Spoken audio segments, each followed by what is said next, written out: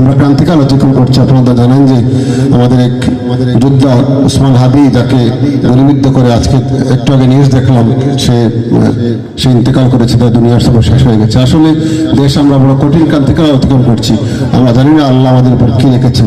আমরা সবাই দোয়া করবো আল্লাহ যেন আমাদের এই সোনার বাংলাদেশকে হেফাজত করেন, যাতে এইভাবে যদি চলে তাহলে আমাদের বাচ্চা কাচ্চারা কেউ নিরাপদ নয়, কেউ নিরাপদ নয়। আমাদের সন্তান যদি বাইরে গিয়ে সে নিহত হয়, তাকে হত্যা করা হয়, তাহলে এই দেশটা আমরা চাই না। আমরা চাই আমাদের বাচ্চা, আমার সন্তান নিরাপদে চলবে, আমার মেয়ে স্কুলে যাবে নিরাপদে যাবে, আমার সন্তান মাদ্রাসায় পড়ালেখা নিরাপদে যাবে, সে আবার নিরাপদে ঘরে ফিরে আসবে।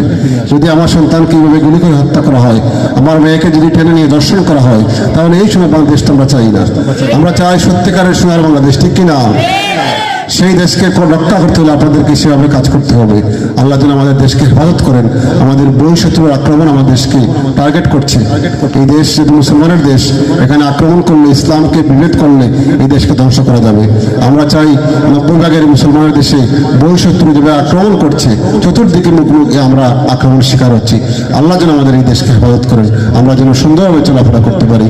সেই কামনা রেখে সকলকে আন্তরিক ধন্যবাদ, মোবারকবাদ জানিয়ে, এবং আমাদের যে ভাই যোদ্ধা ওসমান হাদি শহীদ হয়েছে, তাকে গুলি করে হত্যা, তার মাগফিরাত কামনা করে আমি আমার বক্তব্য করছি। ধন্যবাদ সবাইকে। আসসালামু আলাইকুম রহমতুল্লাহ।